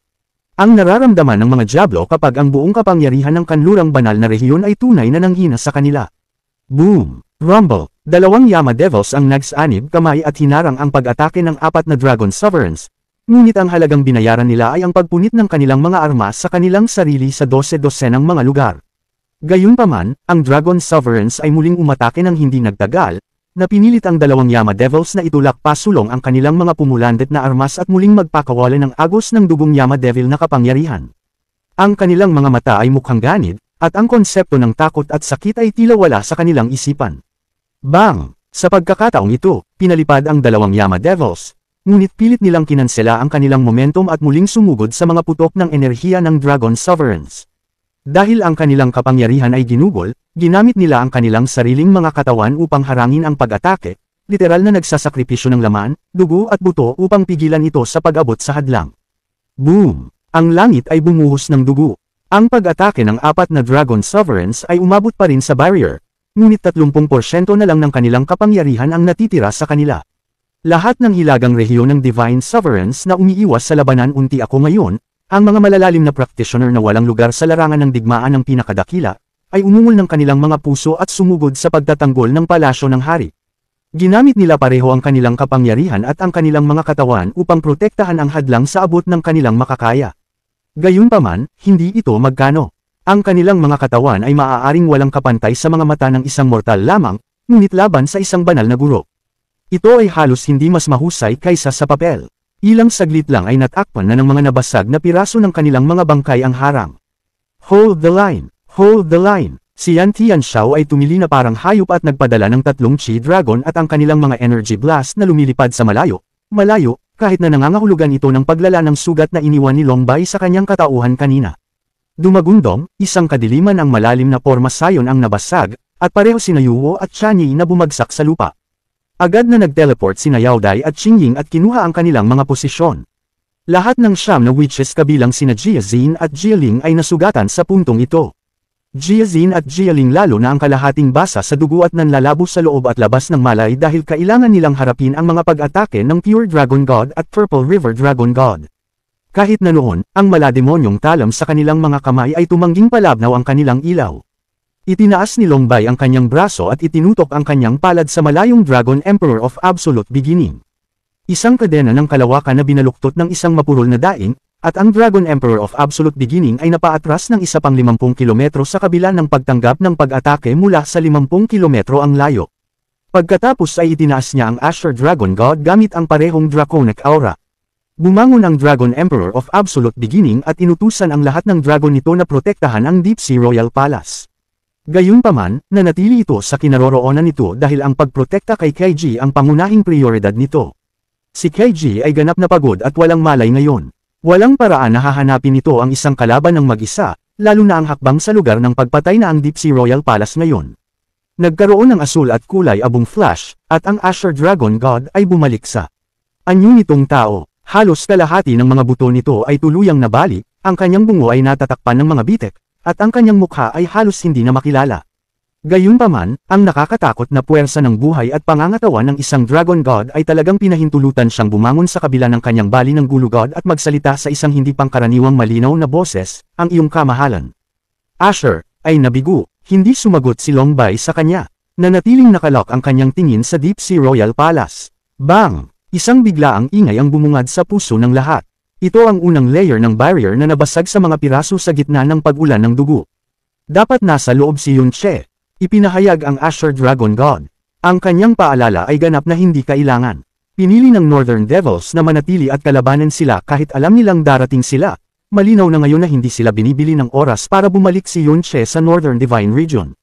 Nanatili silang protektahan ng hadlang. Ang tanging bagay na magdudulot ng labis na pag-aalala para sa mga demonyo sa hilagang rehiyon ay ang kanilang Devil Master, si Yunche. Kung bakit nanatili si Yunche sa hadlang na ito sa kabila ng malinaw na malubhang mga pangyayari, maaari lamang magkaroon ng isang paliwanag. Ang Devil Master ay nasa gitna ng ilang uri ng liblib na paglilinang na hindi maaabala. Sa timog, si Chen Wugo ay nakikipaglaban kay Long ng mag-isa at nagdusa ng ilang maliliit na pinsala. Gayunpaman, magtatagal bago siya matalo sa labanan, kaya sa isang kahulugan ay pinapanatili niya ang isa sa mga pinakadakilang banta ng kaaway. Tumingin si Chen Bingzo sa barrier sa gitna bago sinubukang mag-teleport palayo sa 5 dakilang kilin sa pamamagitan ng puwersa. Gayunpaman, ang Kilin Emperor ay nagpakawala ng hininga at hininaan ang kanyang boses. Huwag na, kung mananatili ka, mukhang pinipigilan mo kaming 5 sa pag-atake sa hadlang. Kung babalik ka, kailangan nating sumunod sa mga utos at sumama sa pag-atake. Lalo lang itong magpapalala. Ang Kilin Emperor ay ang pinakamalakas na God Emperor ng Western Divine Region bukod sa Dragon God Realm. Maaaring mas mahina ang kanyang cultivation kaysa kay Chen Bingzo, ngunit suportado siya ng 4 na Ink Killans, lahat ng level 10 Divine Masters. Kung ginawa nila ang lahat mula sa simula, si Chen Bingzo ay matagal nang natalo. Ang ninuno ng Brahma ay tinitigan ng matagal ang Kilin God Emperor. Walang salita, tumigil siya sa pag-address at inatake muli ang Diyos na Emperador gamit ang kanyang buong kapangyarihan. Ang mga Dragons of Absolute Beginning ay malalaki at makapangyarihan. Ang mga hadlang na nabuo nila gamit ang kanilang sariling mga katawan ay dapat na ilan sa mga pinaka hindi masisira na mga hadlang sa buong mundo. Sa kasamaang palad, ang mga umaatake sa mga hadlang na ito ay ang pinakadakilang kapangyarihan din sa buong Primal Chaos, ang Western Divine Region. Patuloy na umaagos ang Draconic na dugo sa kalangitan. Sa ngayon, ang ambon ng dugo na lumulutang sa itaas ng palasyo ng hari ay napakakapal na parang isang madilim na ulap na kasing laki ng lungsod. Bang! May malungkot na daing, and 3 Dragons of Absolute Beginning ang naputol sa kalahati ng malupit at walang awa. Kasabay nito, ang pangalawang hadlang ay bumagsak din sa mga piraso. Ang mga buto sa lupa at ang masangsang na amoy ng dugo ay ganap na nagising sa brutal, makahayop na panig ng lahat sa labanang ito. Maging ang kaduwagan ng Divine Master sa kanlurang rehiyon ay ginawang isang bagay na kakilakilabot na marahas sa harap ng desperadong mga taong demonyo sa hilagang rehiyon. Sa kalaunan, pumatay o patayin ang naging tanging iniisip sa puso ng lahat, Kabanata 1845 walang hanggang maitim na dugo. At kaluluwa, 3. Ang lugar sa harap ng Deep Sea Royal Hall ay nahulog sa isang kakilakilabot na dagat ng dugo at mga pagsabog. Samantala, ang Chi Dragon Emperor, Hui Dragon Emperor, at Myriad Manifestations God Emperor ay hindi nagawang palayain ang kanilang mga sarili mula sa kanilang laban upang makalapit sa Royal Hall. Ang Divine Oracle ay nagpapalabas ng isang nakakatakot na itim na liwanag habang sila ay itinaboy ng napakalayo na malapit na nilang marating ang hangganan ng Deep Sea Divine Region. Ang oras na maaaring manatili si Chen Yinger sa kanyang nagngangalit na estado ay higit na lumampas sa pinakamaligaw na pagtatansya ng 3 Diyos na Emperador, ngunit sa sandaling ito, sa wakas ay naabot na niya ang kanyang limitasyon. Sa susunod na sandali, ang itim na liwanag na nagmumula sa Divine Oracle ay naging mapurol at lumabo at ang itim na buhok ni Chen Yinger ay bumagsak din sa kanyang mga balikat. Ang kanyang katawan ay nanlamig sa himpapawid habang ang walang katulad na kakilakilabot na enerhiya ng kadiliman ay biglang damyugo mula sa kanya tulad ng isang agos ng tubig. Unti-unting naglaho ang madilim na liwanag sa kanyang mga mata at tila nawalan siya ng malay nang magsimula siyang bumulusok ng walang kapangyarihan mula sa langit. Ang 3 emperador ng Diyos ay napuno ng mga pinsala at nahirapan silang paalisan ang malalim na enerhiya ng kadiliman na nananatili sa loob nila habang kinakagat nito ang utak ng kanilang mga buto. Nang makita nila ang enerhiya ni Chen Yinger na kumalat at ang kanyang maselang katawan ay bumagsak sa lupa, lahat sila ay nagpakawala ng mahabang malamig na hininga. Ang myriad manifestations God Emperor's Diyos tightly sa galit at siya ay susugod na sana papunta sa kanya nang hinawakan ng Chi Dragon Emperor ang kanyang braso at sumigaw. Inutusan tayo ng Dragon Monarch na tumuon sa pagsira muna sa mga hadlang na iyon. Siguradong nasa loob si Yun She. Feral na. Ang Hui Dragon Emperor ay umungol habang diretsyong bumaril para sa Deep Sea Royal Hall, isang unos na umiikot sa kanyang likuran. May isip ng isa kung gaano kahirap ipagtanggol ang Deep Sea Royal Hall kung ang tatlong Diyos na emperador na ito ay sumali sa away. One Wu, one Lai. Patayin siya. Matapos niyang ilabas ang utos na iyon, ang Myriad Manifestations God Emperor ay mabilis na umalis patungo sa Deep Sea Royal Hall kasama ang Chi Dragon Emperor. Kasabay nito, lumipad ang dalawang Myriad Manifestations, Divine Masters mula sa isang kalapit na lugar at sumugod patungo sa tila walang malay na si Chen Yinger. Ang kanilang mga katawan ay naglalagablab na may malalamig na layunin ng pagpatay. Sa sandaling ito, nabawi ng mga mata ni Chen Yinger ang kanilang focus. Ang naglahong itim na liwanag ay agad na sumiklab muli ng may panibagong tindi at ito ay mukhang kasing lalim at madilim na parang isang bangin. Biglang naramdaman ng Chi Dragon Emperor, Hui Dragon Emperor, at Myriad Manifestations God Emperor na nanlamig ang kanilang mga likod. Mabilis ang kanilang mga reaksyon, ngunit nang tumalikod silang tatlo, napagtanto nila na ang mundo sa kanilang harapan ay naging ganap na madilim. Walang kahit isang maliit na liwanag na natitira sa paningin. Ang isang espasyo na 150 kilometro ang lapad ay ganap na nababalot sa kabuuan at kumpletong kadiliman. Ano ang nangyayari? Napasigaw ang tatlong Diyos na emperador sa gulat. Lalong lumalim ang kanilang pagkabigla nang mapagtanto nilang hindi nila maramdaman ang pag-iral ng isa't isa o marinig ang boses ng isa't isa. Mabilis nilang inilabas ang kanilang malalim na enerhiya, ngunit nagresulta lamang ito sa kanilang pagtanggap ng mas malaking pagkabigla. Napakahirap ngayon para sa kanila na magpakawala ng anumang kapangyarihan. At kahit na ang pagtataas ng kamay ay tila nauubos ng maraming beses ang dami ng enerhiya na karaniwan nitong ginagawa. Sa katunayan, pakiramdam nila ay parang lumubog ang kanilang mga katawan sa isang siksik at malapot na latian ng walang katapusang kadiliman. Itinaas ni Chen Yinger ang kanyang braso sa gitna ng kadiliman at ang Divine Oracle, na nahulog sa isang maikling katahimikan, muling nagningning ng makapal na itim na liwanag. Ito ang kanyang lightless eternal night na pinalakas ng kapangyarihang nasa loob ng patak ng dugo ng Devil Emperor. Hindi lamang kinain ng domain na ito ang lahat ng liwanag, ngunit kinain din ito ang mga espiritual na pandama, paghipo, pandinig, paningin, at amoy ng anumang buhay na nilalang na nahuli sa loob nito. Dahil sa pagsupil sa dugo ng Devil Emperor, maging ang tatlong Diyos na emperador na ito ng kanluran ay hindi makalaban. Riib. Ang Divine Oracle ay gumuhit ng isang madilim na linya sa hangin habang ito ay agad na tumagos sa katawan ng dalawang Myriad Manifestations Divine Masters. Pagkatapos nito, diretso itong bumaril para sa tatlong makapangyarihang emperador ng Diyos. Sa sandaling nakipag-ugnayan ito sa Myriad Manifestations God Emperor, agad itong iginapos ng mahigpit. Nagpatuloy ito sa pag-extend pagkatapos noon habang naka-snake out pagkatapos ng Chi Dragon Emperor at Hui Dragon Emperor. Sa sandaling ibinalot nito ang sarili sa kanilang lahat, bigla itong at mahigpit na humigpit. Habang sila ay nakulong sa latian ng kadiliman na ito, ang espiritual na mga pandama ng tatlong Diyos na emperador ay naging lubhang mapurol. Naramdaman din nila ang paglabas ng kanilang enerhiya mula sa kanilang mga katawan sa napakabagal at matamlay na paraan. Gayunpaman, sila ay mga emperador ng Diyos pa rin, at ang Chi at ang mga Hui Dragon Emperors ay nagtataglay din ng makapangyarihang mga draconic na katawan, kaya paano sila basta na lang susuko ng walang laban?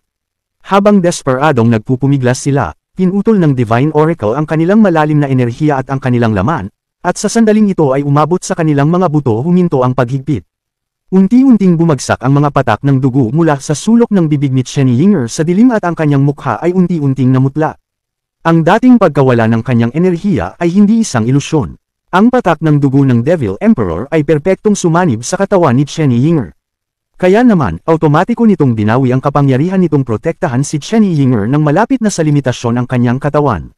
Gayunpaman, sa pilitang pinaandar muli ni Chen Yinger ang kapangyarihan nito. Dati, tinitiis niya ang bigat ng kapangyarihan ng Devil Emperor sa kanyang katawan. Ngayon, sinusunog niya ang sarili niyang life force para palabasan ito. Naramdaman niya ang pag-alis ng kanyang life force at sigla mula sa kanya nang may matinding kailanawan at ang dugo na tumutulo mula sa pagitan ng kanyang mga ngipin ay naging tuloy-tuloy na daloy, ngunit patuloy pa rin siya sa baliw na pinipiga ang mga huling piraso ng kapangyarihan mula sa patak ng dugo ng Devil Emperor. Lubos niyang hinihiling na maputol niya ang katawan ng tatlong Diyos na emperador na ito sa dalawa, ngunit alam niya na ito ay isang labis na pag-asa lamang sa puntong ito. Kahit papaano, gagamitin niya itong Divine Oracle sa kanyang kamay para bitag sila sa lugar na ito. Tiyak na hindi siya papayag na gumawa sila ng kahit isang hakbang patungo sa Deep Sea Royal Hall, kahit na kailangan niyang sunugin ang kanyang buhay hanggang sa mga baga para magawa ang gawain. Bang! Nabasag ang ikatlong hadlang na nakapalibot sa Deep Sea Royal Hall. Tinitigan ni Longbai ang Deep Sea Royal Hall na nababalot ng dugo mula sa malayo. Hindi pa rin siya kumikibo. Dahil sa eksenang nauna sa kanya ay nalasing siya sa sobrang saya. Gayunpaman, may halong panghihinayang. Ang matibay na pagtatanggol na ito, ang nakakaawa nitong pakikibaka, ang walang pag-asa na sitwasyon. Kung nakikita lang ni Yunche ang lahat ng ito sa sarili niyang dalawang mata. Sayang, sayang talaga, Dragon Queen. Malapit ko nang patunayan sa iyo na mali ang pinili mo. Ito ay tunay na mali. Paano siya magiging karapat-dapat para sa iyo? Hindi man lang siya kwalipikadong tumingin sa iyo ng direkta. Lahat ng mga profound practitioner ng Northern Divine Region na nagbabantay sa Deep Sea Royal Hall ay nasugatan ng walang exception at ang kanilang mga likod ay halos nakadikit sa hadlang na kanilang pinuprotektahan. Sina Yan 1, Yan 2, at Yan 3 ay magkaharap laban sa dalawa sa makapangyarihang Venerable Wither Dragons kasama ang Cyan Abyss Dragon God, Jade Dragon God, at Sky Dragon God. Kahit na ang labanang ito ay nagdudulot ng hindi kapani-paniwalang pinsala sa kanila, ito ang bahagi ng pagbuo ng lahi ng Diablo na pinakasecure. Gayunpaman, gaano man kadelikado ang sitwasyon ng ibang tao, gaano man kalaki ang mga butas na tumusok sa ibang bahagi ng Pormasayon, kahit isa sa mga ninuno ng Yama ay hindi maaaring lumihis ang kanilang mga sarili upang palakasin ang mga lugar na iyon. Hindi ito papayagan ng kapangyarihan ng Venerable Wither Dragons at Dragon Gods. Kinailangan nilang gumamit ng kapangyarihan na lumampas sa kanilang mga limitasyon upang desperadong ipagtanggol ang hadlang. Sa timog, halos kalahati ng daang Dragons of Absolute Beginning ay nahulog, ngunit isang magandang bilang ng Master Dragons ang nahulog kasama nila. Ang sirang buto ng dragon at punit na laman ng dragon ay nakahiga sa mga pool ng dugo ng dragon, na bumubuo ng isang malagim na eksena na tila nagmula sa ilang purgatoryong puno ng dugo. Karamihan sa mga matataas na hari ng kaharian ng Hilagang Rehiyon at kani-kanilang mga matatanda ay bumagsak din. Ang mga nakaligtas na miyembro ay maaaring agad na makilala ang madilim na aura ng kanilang mga kamag-anak. Sa kasamaang palad, ito ay mas madalas kaysa sa hindi nagmumula sa mga bangkay na nakahiga sa sarili nilang dugo, mga pugot na ulo na tinatapakan ng kaaway, o pinutol na mga paa na lumilipad sa himpapawid. Dahil ang kamatayan ay nasa likuran nila, lahat sila ay nagpasya na maging mga demonyo ng impyerno muna habang ginagamit nila ang kanilang mga kapangyarihan at kanilang buhay upang patayin ang lahat ng mga kaaway na lumalapit sa kanila. Boom! Isang bulaklak na binubuo ng tubig ang namumukadkad sa hangin habang sumasayaw ang Jade Rivulet Sword sa kamay ni Shui Yingyu. Ginamit niya ang kanyang Heaven-Drawn Glazed Light para lumikha ng magandang kurtina ng tubig na nagre-redirect sa kapangyarihan ng dalawang Master Dragons patungo sa isa't isa. Habang umaalingaw ang malalaking pagsabog sa hangin, ang dalawang dragon ay umungal sa paghihirap at bumagsak sa lupa. Gayunpaman, hindi niya nagawang ipagtanggol ang sarili laban sa pag-atake ng ikatlong Master Dragon. Ang suntok ay marahas na tumama sa kanya at nagpatalsak sa kanya pababa, agad na nabahira ng dugo ang kanyang asul na damit. Idiniin niya ang isang kamay sa kanyang dibdib at tinitigan ang kulay dugong lupa at langit. Pagkatapos, isang matibay na determinasyon na ganap na hindi tumutugma sa kanyang cool at kalmadong mga tampok ay pinagsama sa kanyang puno ng tubig na mga mata. Bilang Glazed Light Realm King, kailangan lang niya ng 3,000 taon para maging isang mid-level na Divine Master. Siya ay walang alinlangan na isa sa mga pinakamatalino na babae sa kanyang henerasyon ngunit sa labanang ito, para siyang isang mahinang langgam na nakaharap sa mga Titans. Mayin, dapatan, dai, bulong niya habang tumatayo muli.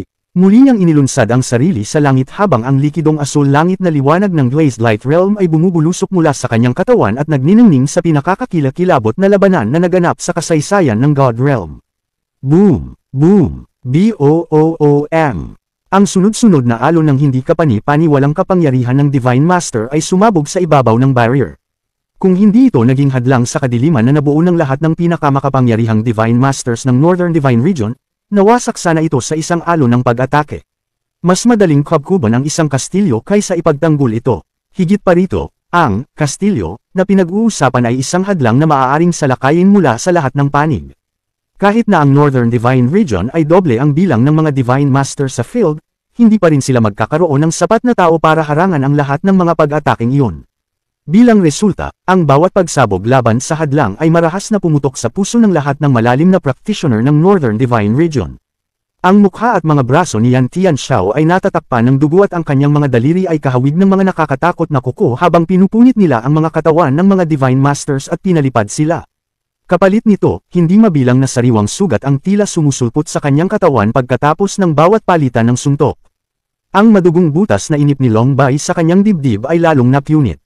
Sa tuwing ilalabas niya ang kanyang kapangyarihan, bumubulwak ang sariwang dugo mula rito, ngunit tila hindi man lang niya napansin. Boss! Kinagat niya ng gusto ang kanyang mga ngipin kaya nabali ang kanyang mga K9 habang pilit niyang pinipigilan ang isang level 10 Chi Dragon Divine Master sa bawat kamay. Gayunpaman, isang pagsabog na nagdulot ng kawalan ng pag-asa sa kanyang puso ang umalangaw sa kanyang likuran. Ang katawan ng dalawang Yama Devils ay malakas na bumagsak sa ibabaw ng guti-guti na harang, dahil ang natitirang lakas mula sa mga pag-atake na tumama sa kanila ay nabasag ang ika-4 na hadlang. UWAAAAAAH Nanlalaki ang mga mata ni Yan Tianxiao sa kanilang mga socket habang ang itim na liwanag ay sumabog mula sa kanyang katawan at pinasabog ang dalawang makapangyarihang Chi Dragon sa malayo. Sumunod na umikot siya sa paligid, isang galit na umuungal na namumuo sa kanyang dibdib na namatay nang makita niyang bumagsak ang kapangyarihan ng Yama Devil habang sinusubukang lumaban sa tatlong Dragon Sovereigns. Sa paglabas ng mga sugat sa buong katawan niya, ang White Rainbow Dragon God ay nagpakita sa kanyang harapan at itinusok ang isang kuko sa kanyang dibdib. Pinunit ng kuko ang patuloy na tumitibok na puso ng Yama Devil, at dinurog ito. Naging malabo ang kanyang paningin.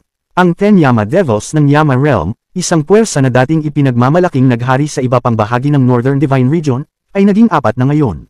Sa oras na ito biglang lumiwanag ang larangan ng digmaan.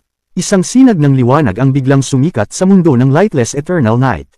Sa sandaling nagsimulang salakayin ng liwanag ang espasyong iyon, ang buong mundo ng kadiliman ay nagsimulang mabilis na gumuho. Ang tatlong makapangyarihang Diyos na Emperador ay mabilis na nanimbalik ang kanilang espiritual na pakiramdam at naramdaman ang napakalaking presyon sa kanilang mga katawan na kapansin-pansing na bawasan. Mabilis silang nagpalitan ng tingin at sabay na pinakawalan ang kapangyarihan ng Diyos na Emperador. BOOOM. Ang nanginginig na mundo ng kadiliman ay sumambulat na parang bulan ng sabon habang madali nilang pinaalis ang Divine Oracle na nagbubuklod sa kanila sa lahat ng ito. Ang madilim na liwanag na nagmula sa ibabaw nito ay mabilis na nawala habang ito ay naibalik sa orihinal nitong nakakasilaw na gintong kulay sa isang kisap mata. Habang kumukupas ang dilim, ang katawan ni Chen Yinger, na ilang kilometro lamang ang layo mula sa tatlong emperador ng Diyos, ay nagsimulang dahan-daang bumagsak mula sa langit. Ang kanyang mukha ay ganap na walang kulay at walang madilim na liwanag o aura na nagmula sa kanyang katawan. Maging ang mahaba niyang buhok, na naging itim pagkatapos ng kanyang pagkahulog, ay bumalik sa dati nitong gininto ang kinang. One Wu at One Lai. Ang dalawang Myriad Manifestations Divine Masters na inutusan ng Myriad Manifestations God Emperor na patayin si Chen Yinger ay naging mga pinaso na itim na bangkay sa lupa. Ang mga katawan ng tatlong Diyos na Emperador ay natamo ng mga itim na sugat na nagdulot sa kanila ng matinding kirot sa bawat segundong lumilipas. Ito ay totoo lalo na para sa malalim na sugat na bumalot sa kanilang mga baywang. Hinubere ng laman hanggang sa baywang at maging ang nakalantad na buto ay pinaso na itim. Ito ay tunay na isang malagim na tanawin upang pagmasdan. Bang! Si Chen Yinger ay bumagsak sa lupa, ngunit napanatili niya ang kanyang malay sa pagkakataong ito. Ang kanyang mga daliri ay kumakayod sa malamig at matigas na lupa habang ang kanyang mga braso ay pumuputok at nanginginig. Tila desperado siyang bumangon. Ang kanyang aura ay kasing mahina at mahina gaya ng dahon na umiikot sa hangin. Yung demonyong yun. Ang Myriad Manifestations na God Emperor ay nagkayam ang mga kamay habang ang isang masamang ekspresyon ay lumitaw sa kanyang mukha. Matapos tumangay ng kanyang mga mata si Chen Yinger minsan, ang Chi Dragon Emperor ay huminga ng malamig. Kaya sinunog niya ang sarili niyang buhay para gawin iyon. No wonder, halos naubos na niya ang lahat ng kanyang vital energy, kaya't malapit na siyang mamatay. Hindi na natin kailangang ianggat ang isang daliri, ang Huidra sabi ni God Emperor. Ang kanyang boses ay nabahira ng awa habang sinasabi niya, ang Brahma Monarch Goddess, ang tanging babae na maaaring banggitin sa parehong hininga ng Dragon Queen. Sok, ito ay tunay na sayang. Diyos Emperador, ang mga tinig ng Brahma Kings ay biglang sumigaw. Ang lahat ng natitirang Brahma Kings ay nagsimulang desperadong sumugod kay Chen Yinger, anuman ang kanilang mga kalagayan. Pero na, ang tatlong Diyos na mga Emperador ay hindi nais na masangkot sa Brahma Kings, kaya sila ay dumiretso sa Deep Sea Royal Hall. Bago pa man sila dumating, ang kanilang papalapit na mga aura ay nagdulot ng mabigat na pressure na bumaba sa mga puwersang nakipag-ugnayan na ng masakit sa Northern Divine Region, isang bigat na nagtulak sa kanila sa mas malalim na kawalan ng pag-asa. Kahit na naging malabo ang kanyang kamalayan, nararamdaman pa rin ni Chen Yinger ang aura ng 6 na Brahma Kings na lumalapit sa kanya. Pinilit niyang ianggat ang ulo sa lupa nang may mahina ngunit mabagsik na boses na nagmula sa kanyang mga labi. Ikaw ay, huwag pumunta rito. Ipagtanggol, ang hadlang. Agad na huminto ang Brahma King sa kanilang landas at ang ikatlong Brahma King ay bumulalas sa nanginginig na boses, ngunit ang Diyos Emperor, ikaw. Papatayin ko, ang sinumang maglakas loob na lumapit sa akin. Isang tingin ng sakit ang bumungad sa walang kulay na mukha ni Chen Yinger, ngunit nagawa pa rin niyang umungol ng isang huling utos, magwala. Ang ikatlong Brahma King ay nagngangalit ng kanyang mga ngipin ng malakas habang umiikot at umungal, sinusunod namin ang utos ng ating Diyos Emperor. Bumalik tayo at ipagtanggol ang hadlang. Dahil wala na silang ibang mapagpipilian, muling inihagis ng 6 na Brahma Kings ang kanilang mga bagbog at bagbog na katawan pabalik sa malagim. Nalabanang nagaganap sa harap ng Deep Sea Royal Hall. Pagkatapos niyang isigaw ang mga salitang, magwala, bumagsak ang maselang ulo ni Chen Yinger sa lupa. Hindi na niya maramdaman ang kahit kititing na lakas o enerhiya na natitira sa kanyang katawan. Nang magsimulang mag-alinlangan ang kanyang kamalayan, alam niyang kapag naging purong puti na ang kanyang mundo, oras na para mamatay siya. Yun, siya. Ang tanging bagay na malinaw at natatangi pa rin sa kanya sa lalong malabong mundong ito ay ang kanyang pangalan. Akala ko noong una na kahit mamatay ako, kailangan kong gawin ito sa iyong mga bisig, sa iyong tabi. Kahit, ikaw ang pumatay sa akin. Gayunpaman, nararapat. Ako, isang taong nababalot ng dumi at kasalanan. Paano ako magiging karapat-dapat, isang magandang wakas? How could I deserve to see my wishes come true?